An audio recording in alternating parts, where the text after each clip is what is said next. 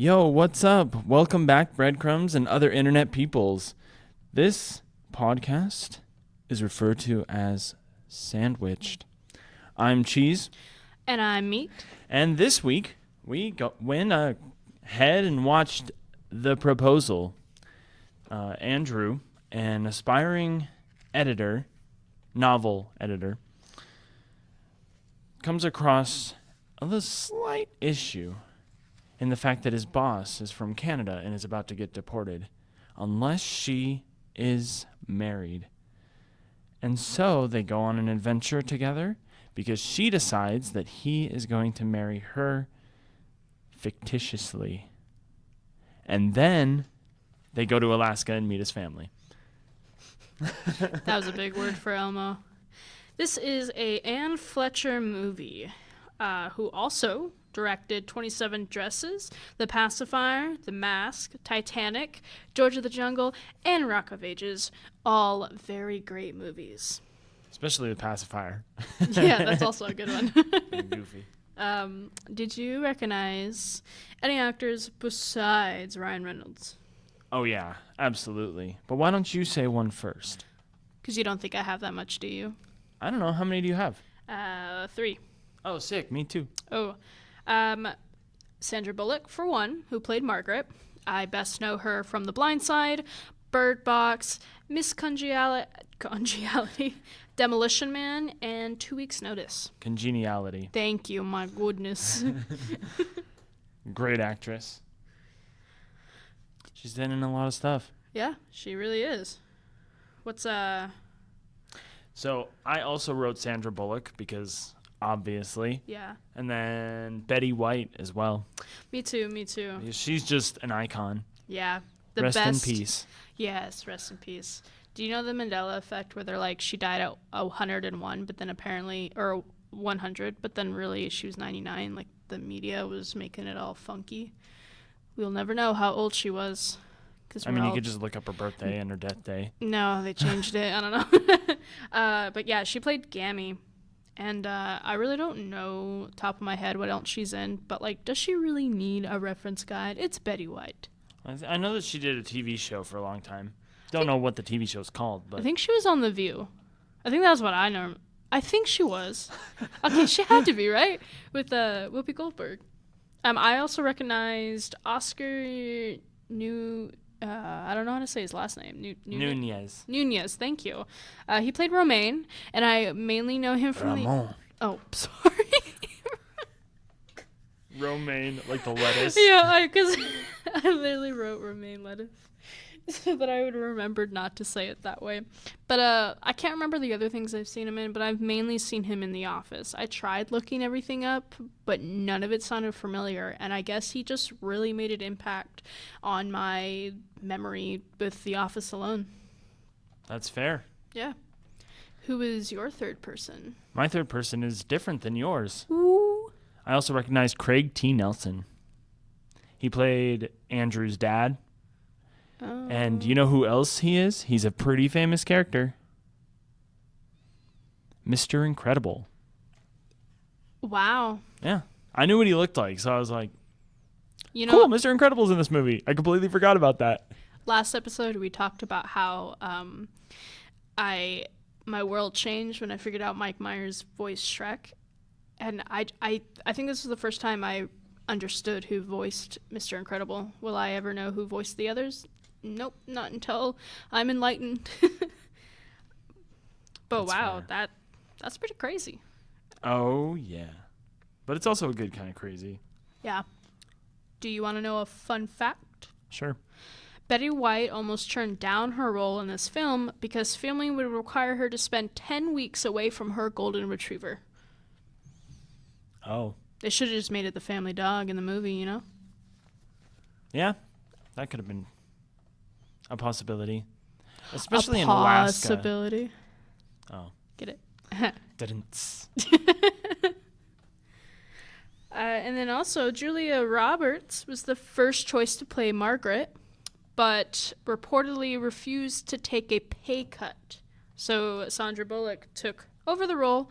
And that was the second movie in the same year in which Roberts was offered a leading role and turned it down, with the role going to Bullock.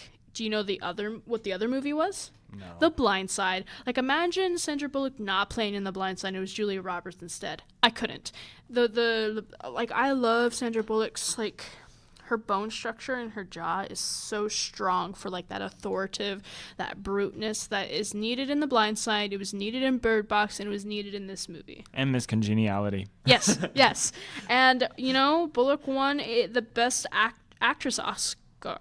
I can't talk. Oscar for The Blind Side. So that's pretty awesome. Sucks for you, Julia Roberts. Sheesh, that was hostile. Yeah, that was. Did you have any fun facts? No. Okay, I'm going to keep going then. Sandra Bullock and Ryan Reynolds initially felt awkward shooting their nude scene. However, they both said they quickly became comfortable with it, despite sometimes having their protection falling off. Bullock told Entertainment Tonight she has no problem with the nudity and said, "This film needs my nudity to be funny." And there was something later in it that talked about how if she was going to do any movie with her being nude, it would have to be a comedy, because otherwise, she said something like, if it was purposeful, like if it was an intimate scene, it wouldn't, she wouldn't think people would like it, like people, when you see accidental nudity happen, you're not paying attention to the body, you're paying attention to what's happening, like, oh, they're both accidentally naked when they're not supposed to be. Oh, they fell on each other, oops, ha ha ha, instead of being like, wow, that body. See, so like, if that's why she said it has to be a comedy.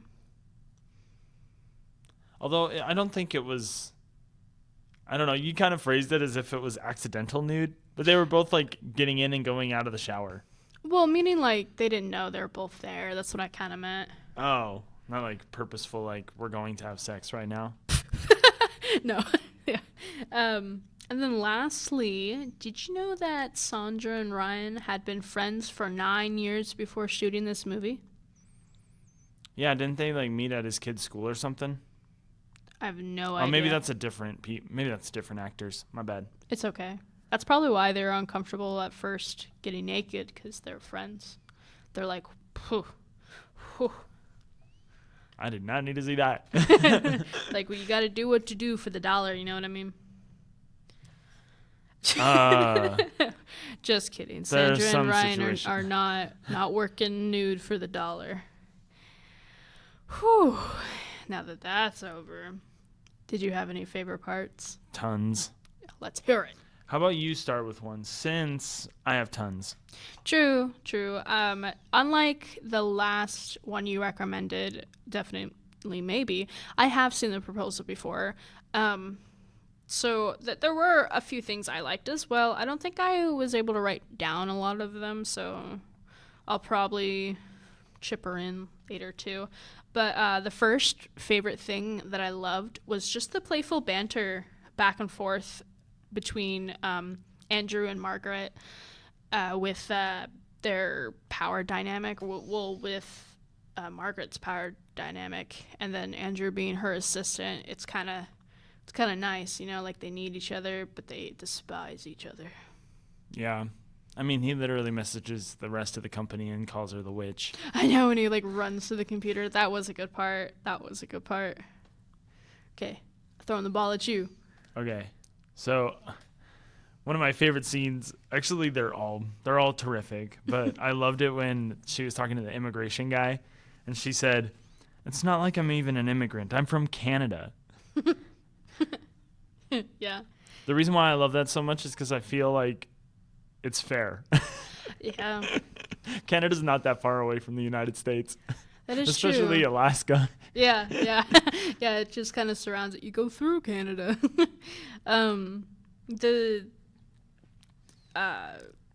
gosh. What I thought was funny about that situation too was the whole reason why she's being deported is because her visa application that was processing, or she was applying for while she had this job, she had like strict rules. And for those who have gone through that process or understand it more, I have not, nor am I very knowledgeable, so I might be explaining things a little falsely, but to my knowledge of the movie, there's certain rules and guidelines you have to follow, and one of hers was she can't leave the country. Well, she had to go to, I forget where she had to go to, but it was somewhere, I think, in Europe or Asia. She didn't have to, like, she was told not to go, but it was for this client or this deal for the publishing company or whatnot, or editor, whatever their company is. I think it was publishing, and she didn't want to lose the this big account client, yada yada. So she flew there to kind of do it because she knew no one else could, and yeah, it did get her better where she is at work, like it got them that good deal and whatnot. But when the immigration office found out, they're like, you broke violation, your application's denied, and now you're going to be deported. Which was hilarious. I don't know how funny that situation is, but... No, I think it's funny. Like, you're told not to do this. You leave the country when you're told not to leave the country. Oh, yeah, it's funny because, like, it's not like, oh, no, I didn't know. Like, no, you knew. You should have just, like, not. If it was, like, leave state borders, I would think, oh, come on. But, like, purposely flying a whole country where there's definitely a paper trail, a digital paper trail. Like, if you were just driving to another state, no one could timestamp that, But, like, your name on a boarding pass landing somewhere else, that... Plus her visa's for working in the United States. So, traveling to a different country and working there. Oh, I thought she was applying for citizenship. It was probably a work visa. It probably was. That makes sense. But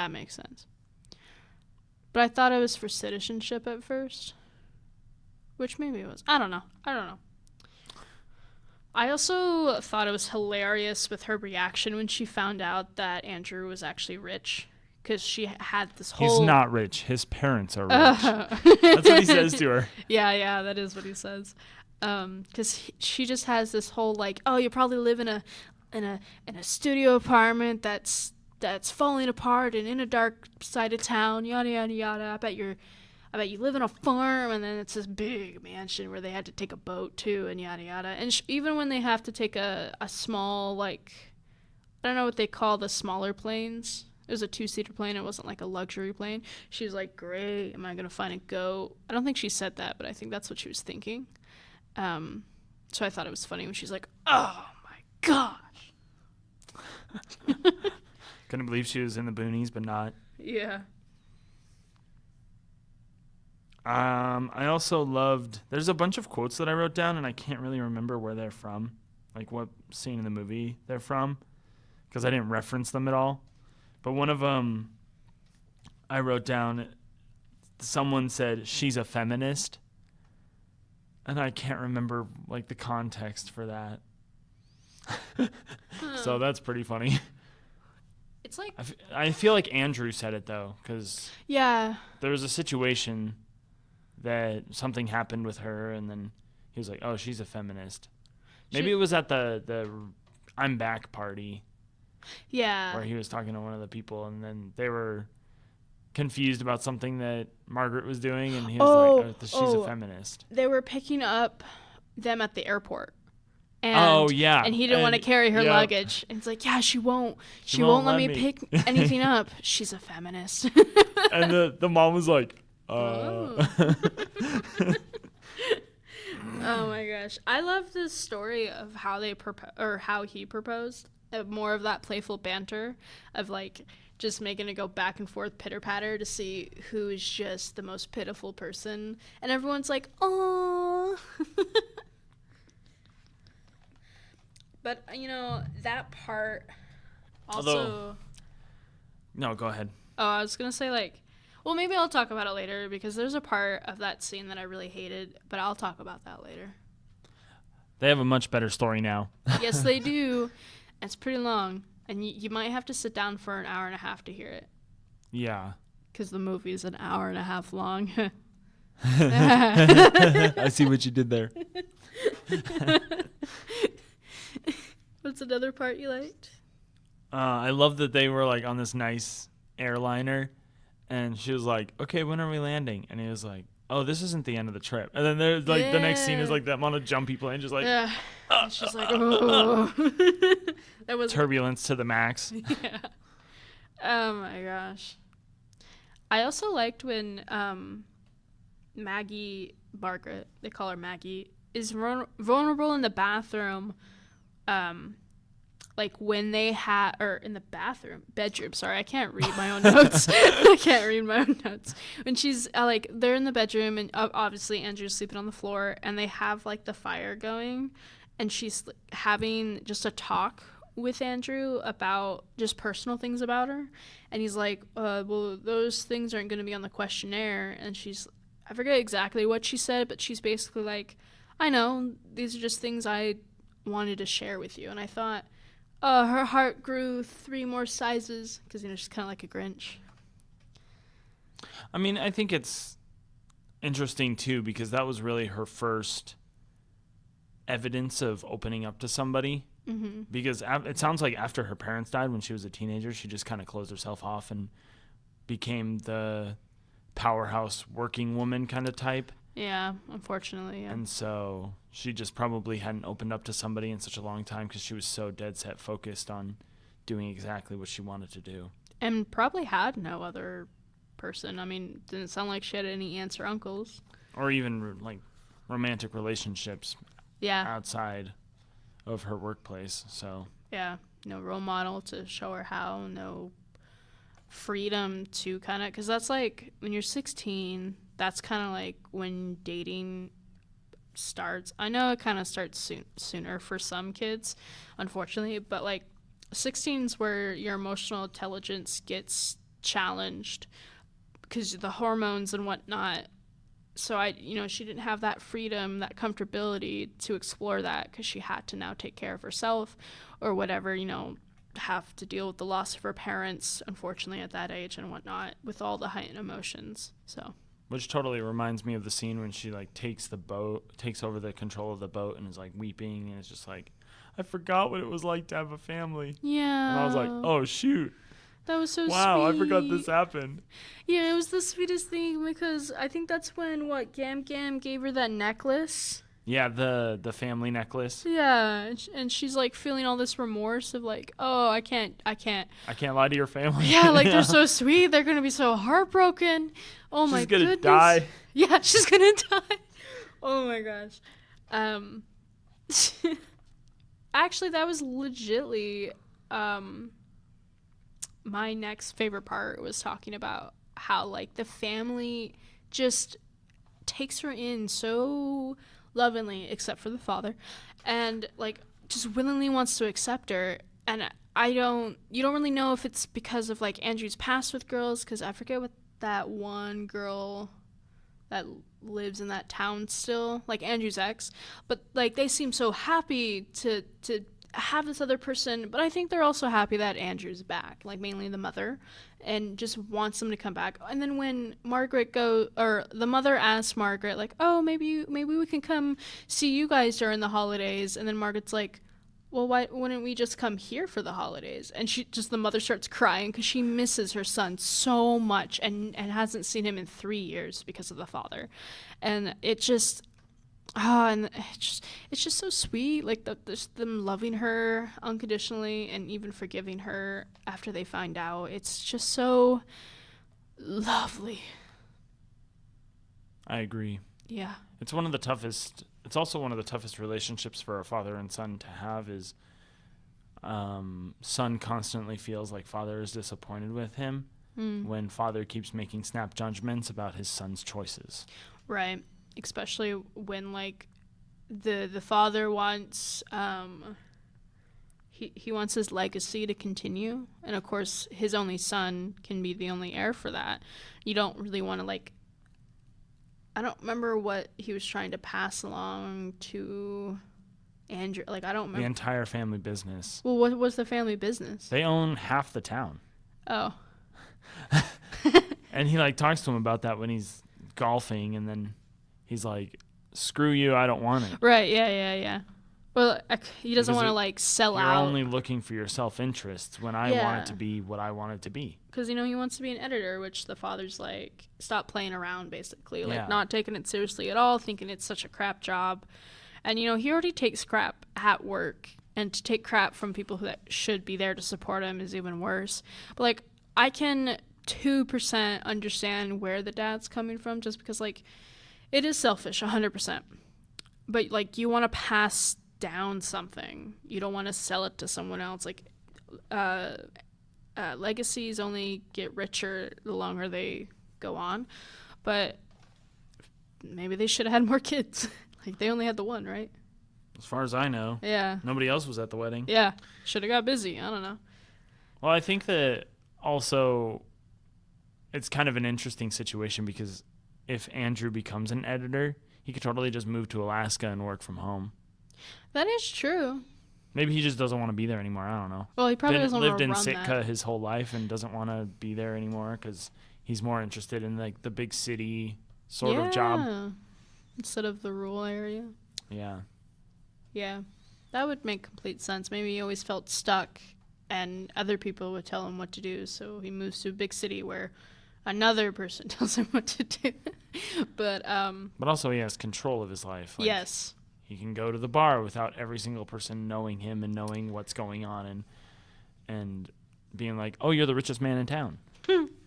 That's also like very valid. I mean, I forget the term for it, but it's not it's kind of like isolation, but usually isolation you're separate from other people. This is a version of like you're stuck with a bunch of people and you just want to get away, like maybe he figured that out too when because didn't he propose to his ex, right? That's what they were talking about right before he moved. He proposed to her and then she said no. Yeah, I bet if she said yes, he would have stayed and like allowed well, no, because she said no because she didn't want to move, right? Because she knew he wanted to go. Yeah, he was like, "Come to New York with me," and she was like, no, like, I like it here, I want to stay here for the rest of my life. I think that like opened his eyes up. And me personally, I'm not that type of person. Well, my hometown wasn't really the best, and I wouldn't want to stay there either, and there's so much to see in the world. Why not just go see it? It's true. Yeah, follow them dreams. I also liked the part, of course, when he chased her down eventually. Yeah. Like, it took him a while, but, I mean, he made it. He did make it, she yeah. left. Yeah, well, she probably, like, immediately went there to start packing her stuff. And, like, he would have to catch a flight, and maybe he had to think about things and get where he needs to get, yada, yada, yada. That was one of the disappointing parts about the movie for me is when, and it's not really like the movie, but it's just people in general, when Margaret was clearly struggling to get the junk out of her office. Mm-hmm. And she's like, "Hey, can you guys help me?" And nobody helped her at all. They hate her, man. I don't care. Yeah. I'm like, wow. Apparently do unto others as you would have done unto you doesn't apply when your boss is a jerk for multiple years and then all of a sudden she's getting deported. Right. Like, wouldn't you rather... And, of course, they all knew. Like, there's no way that didn't stay... Yeah, she was packing up her office. Well, no, I'm saying they knew, like, the specific reason why she was leaving was that she was being deported. Oh, yeah. Like, things do not stay in that... quiet in that office. Like, when they said that they were getting married, it instantly... They left the boss's office, and then everyone already knew. So... Yeah. They couldn't believe it. Yeah, the information is just all there. And... so for her to come back and be packing, I also, I feel like if you hated someone so bad, why not help them get out as fast, too? But, who knows? I think it added to the effect, of, but, yeah, that was kind of crummy. Not kind of, that was fully crummy, you're right.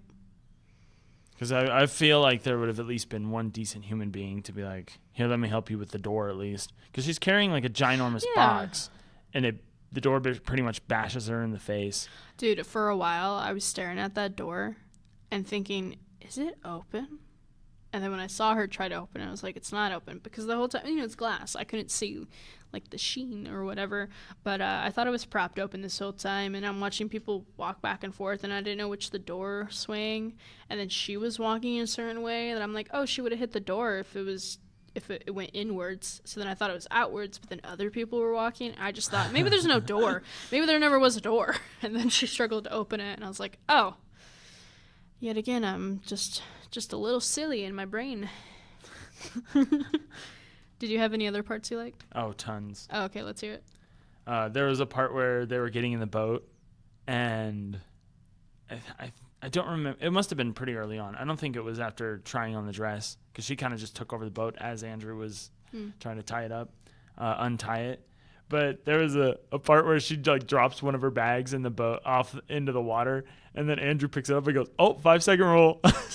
Oh, that was in the very beginning when they were getting on the boat for the first time. Yeah. Because she is trying to carry the bag down the ladder to get into the boat, and she's like, I can't swim, I cannot go in there. And she takes the bag from her, throws it at his mom, and then she doesn't catch it very well, and it goes in the water, and then he grabs it. I don't know.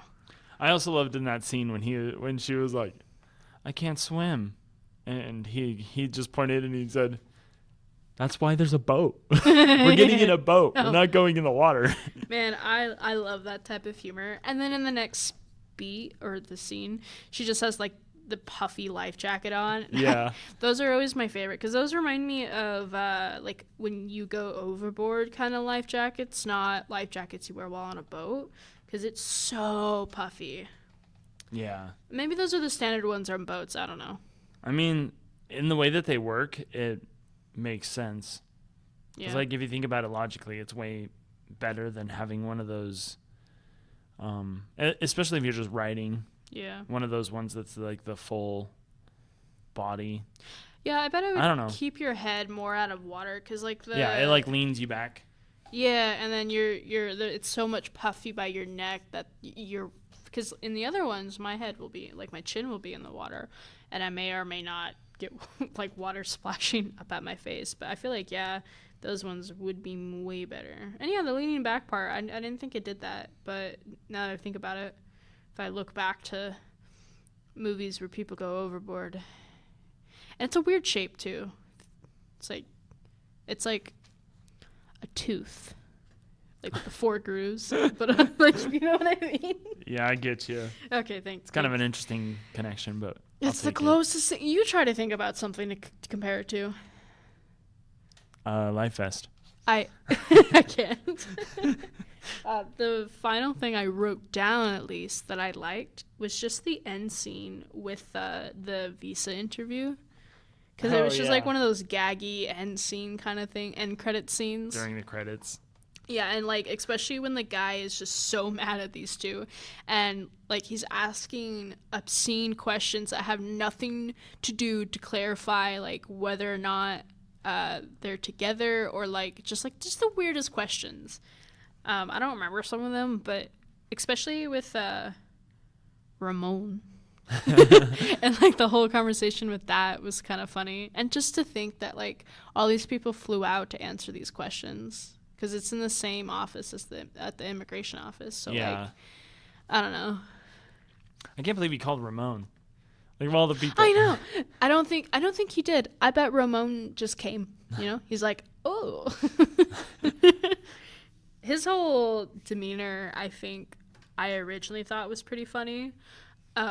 Just to like make Margaret uncomfortable until it made me uncomfortable a little bit. Yeah, that's part of the reason why I don't like the song Relax too much. Because I just like, I like have like I'm scarred emotionally from what happened, from him like stripping for them. And I was just like, because he kept showing up. Because originally he's the butler. And I'm like, why is it? Because he was like, no, you eat. And then like shoves it in her mouth, which that even was though she doesn't like raw fish. Yeah, like that was a boundary. And then he's a stripper. Then he works here, and then he's there. It's like, yeah, he works at the internet cafe. Yeah, like everywhere. Like what the heckin'. But you know, I guess that makes sense for a small town. But maybe you shouldn't have in a small town like someone who works at like so many places also be a stripper. You know, if it's a small town, you don't really want to run into. And they don't even really call him a stripper. They're I just guess, like, he's the yeah. only exotic dancer. in Oh, town. sorry. Yeah, they have to have their name, but I just there's the logic behind it. Like you're gonna see. I don't know. I don't. My brain's gonna insinuate something about that town in like a weird sex cult, but I don't want to. I don't. No, don't I don't go down that alley. Oh, You don't need to. Where's the light? Give me one of your favorite parts to get it out of my brain. I also loved that when she was in the internet cafe that the internet had dial up. Oh, yeah. And then I thought about it and I was like, dude, I suggested 2 movies that featured dial up internet. Yeah, you did. Oh my Because gosh. definitely maybe also had dial up internet. I think even she was like, "What is this?" Because she's probably never dealt with that, because privilege or whatnot. And they're in a small town. Even though like Andrew's family is rich, like they probably have internet there, but like the townsfolk is not going to or whatnot, or even just the internet cafe. Well, I guess he would be the only place with internet in the town. I don't know. Well, I mean, internet cafes exist in places where there is internet. That's fair. Because not like everyone has phones. Like I know that there are some in Tokyo. Yeah, that's true. And not everybody has access to the internet in their own house. So Yeah. if they Oh, can and go I and guess- pay a couple bucks to use the internet for a couple of hours, then that's probably way easier. And Yeah. the computers are probably set up for whatever thing you want to be doing. That's true. And I guess she didn't have her phone.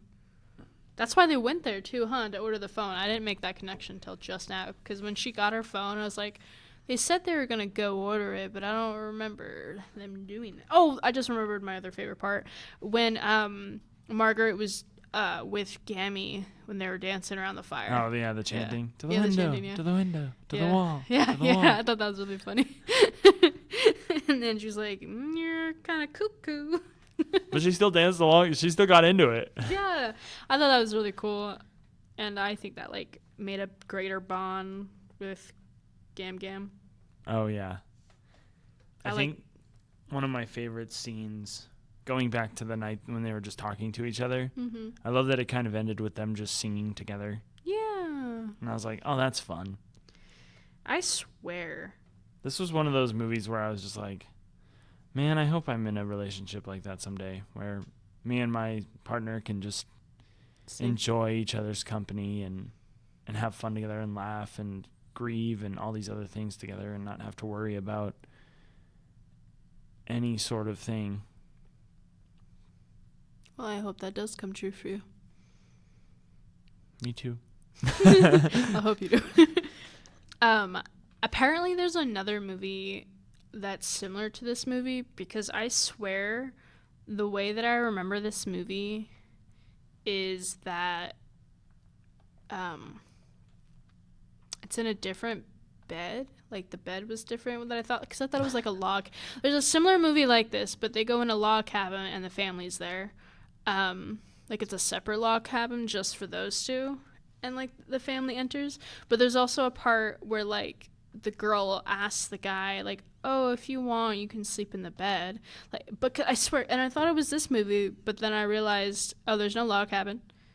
They didn't end up sleeping in the bed together, and yada yada yada. So I need to find whatever movie that is, because I also liked it. It might have been a movie with Hugh Grant in it though, which that's one of my favorite actors. 'Cause he's British. Oh. I like the Brits. Okay. What's another part of yours? I think that for me, the last of my favorite parts is probably when they were...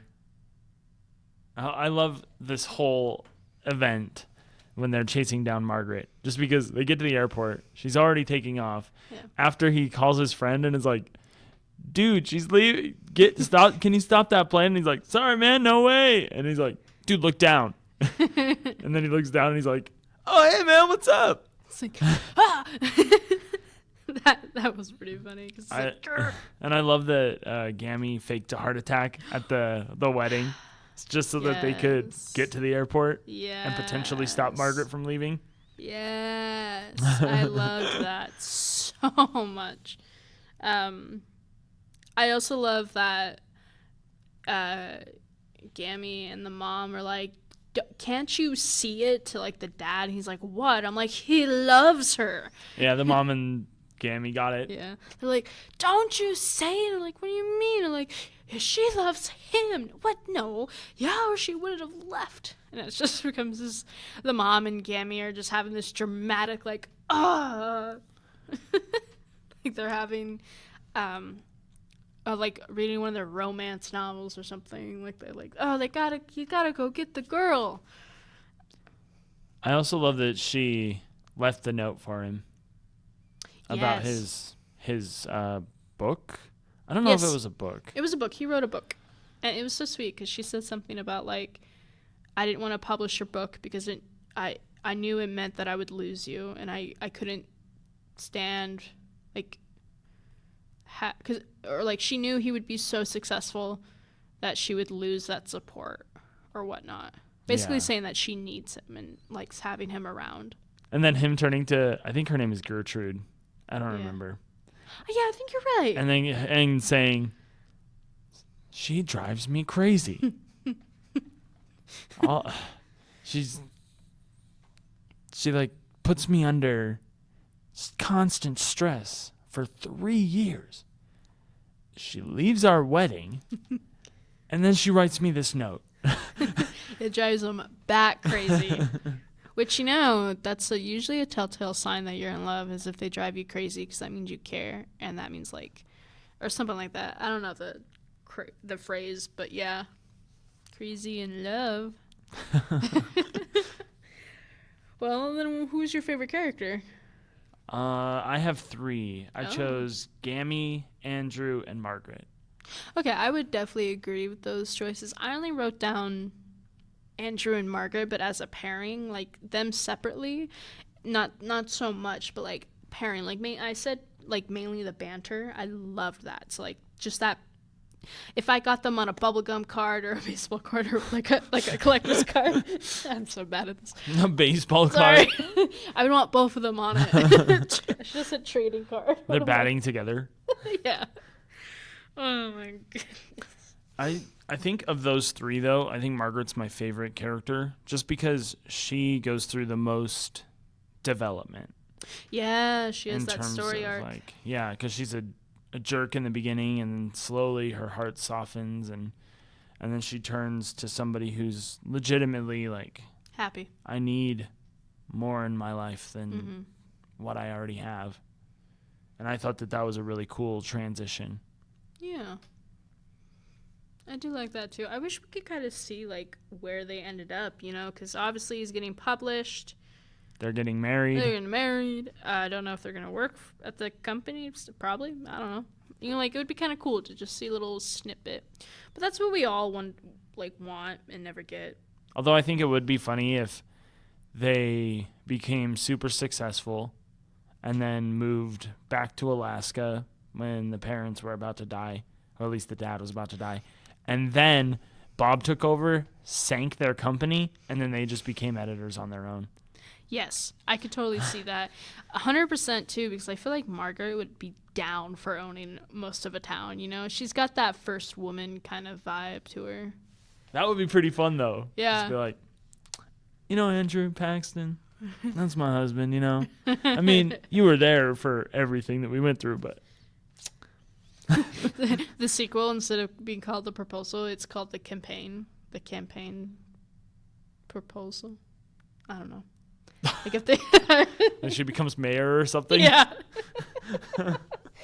Oh, I cannot do titles very well. Well, what was your most hated part? Or just disagreeable choice?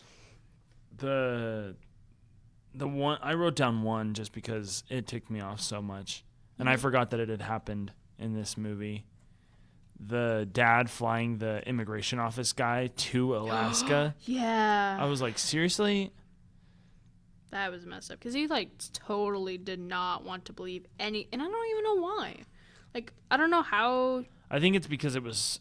Sudden. Yeah, a little too sudden for him. And he just didn't trust the situation because he was like, well, I got the voicemail saying that the immigration office guy was looking forward to Oh, I forgot that part. having the interview with you guys. And 2, this seems like a scam because you literally told us like yesterday.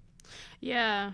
And he popped it off too fast too because they were going to wait till they were going there and going to tell them, but he was going to kind of wait, but he got so mad at his dad, he just blurted it out right then and there. Yeah, well, I mean, his dad was like, why is she even here? What is the problem? What is happening? Blah, blah, blah, blah, blah. Yeah.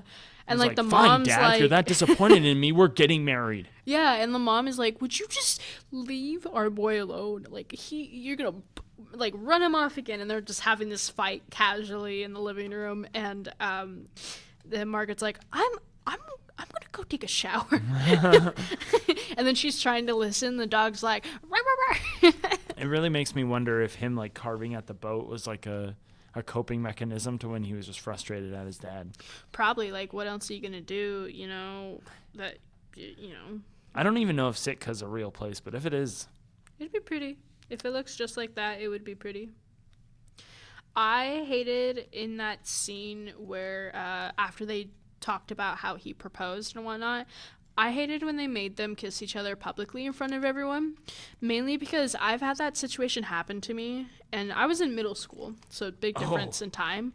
But either way. Yeah, like regardless, it's very uncomfortable because they weren't technically together, but even when you're together with someone, not everyone likes PDA, public display of affection, or for me specifically in middle school, like maybe I wasn't ready to kiss my boyfriend at the time, maybe he wasn't ready, et cetera, and it can also drive a stick or a divide in the relationship too, because like let's say one person was ready but the other wasn't, and then now the person who was ready was like, oh, they don't want to kiss me, like what the heck, and then emotions at that time or just any insecurity, it's so, I guess, cringy. I think that would be the first time I could say the word cringe. I just stop making people prove to you. I know that's not the point. They're just like, oh, give her a old smooch, but like as part of the patriarchy or whatever. But like, just stop, because he was making a whole deal through the whole proposal of like, no, I'm manly, like, no, I did this, and then she was like, no, you made this little craft box. So like, it was a battle of masculinity when they're telling the story, and then finally, like, it's also a thing I've seen in other, not to go on a tangent, where like, when you like win someone as a prize, or like a woman as a prize, you kiss them for a sealing off the prize and whatnot.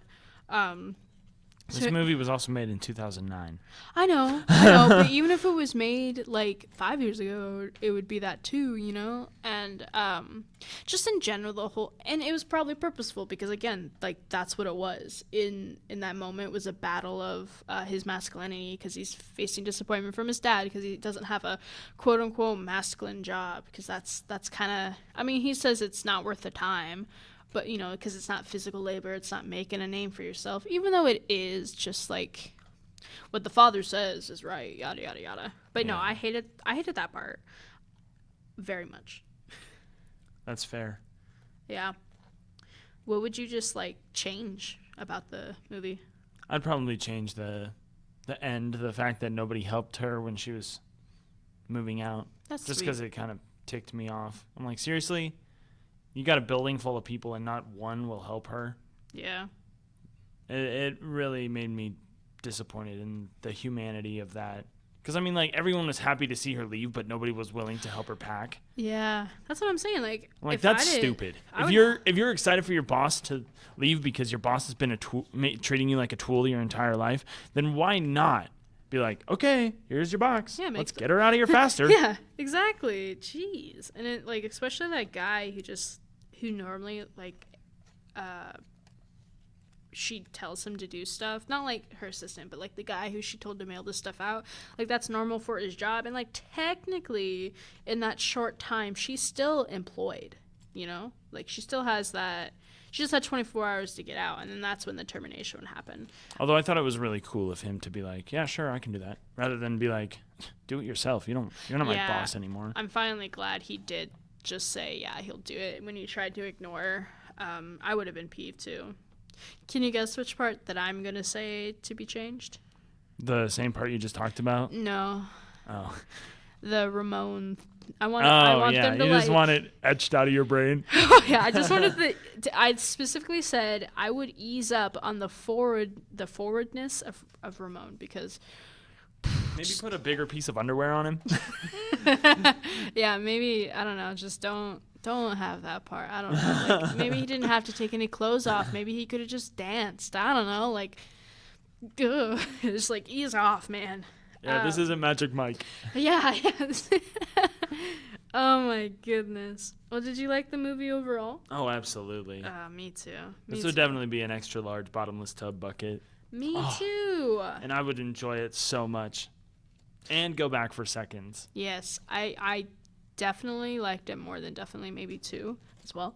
Like, that was my first time watching Definitely Maybe, but I've seen this one before too, but I still like the story in this one. I just love how Sandra and Ryan, like how their energies collide together. And I don't know. Maybe being friends for so long helps with that. Oh, yeah, I guess. You know, I look up these fun facts and don't put 2 and 2 together to be like, oh, because I think I look up the fun facts after I watch the movie, so the fun facts is the last thing I write. I remembered. What? It was Channing Tatum and Sandra Bullock Oh. that knew each other and their kids went to school together type of thing. Huh. Are they in any movies together? Yeah. They're in a movie called The Lost City. It came out a couple years ago. Oh, I watched that, yeah. Yes. He's like her cover model and she's a writer. Yes. And then Daniel Radcliffe kidnaps her. Yes. What a strange movie. It's hard to see Daniel in more movies, mainly just... Because you're like, he's Harry Potter. Yeah, like, you know, it might be cool to be in, like, a movie series, but you got to think about your future repercussions is, I don't know, like, he just has a distinct look. It's just like, what's his name? Tobey Maguire? Yeah, maybe. I don't know who you're talking Spider-Man? about. Yeah. Yeah, thank you. I was like, is it Tobey? I know it was Maguire, but, like, you know, I feel like he couldn't, like, after Spider-Man, I don't remember him in anything else really relevant to what I watch. So same thing with Daniel Radcliffe. Like, he's not book, at least what I can see from movies, he doesn't really book very easily, and it's kind of sad, you know. There is a movie that he has, like, it's like he's running away or something, and he goes somewhere where English isn't spoken very much, and people are looking for him, and then he's doing like some weird dance in the same place that Ramon would probably be, and it's like a clip that trends a lot, but I really want to see that movie. I don't know what it is, but just like, I don't know. Anyway. Well, geez, that seems to be all the time we have today. This movie, an awesome, awesome choice. But for next week, we're going to continue on our roll of the Ryan Reynolds films with Free Guy. Yeah! I love Free Guy. Yes, he's a cool guy. He's a free guy. I love Guy. I'm a huge guy. Guy. All right, guys. Thank you yet again for listening to our podcast. And, you know, don't forget to leave any comments, reviews about what you thought about the movie. Oh, yeah. Keep in touch. It's always fun to hear from you guys. Yes. All right, guys. Love you. Bye. Bye.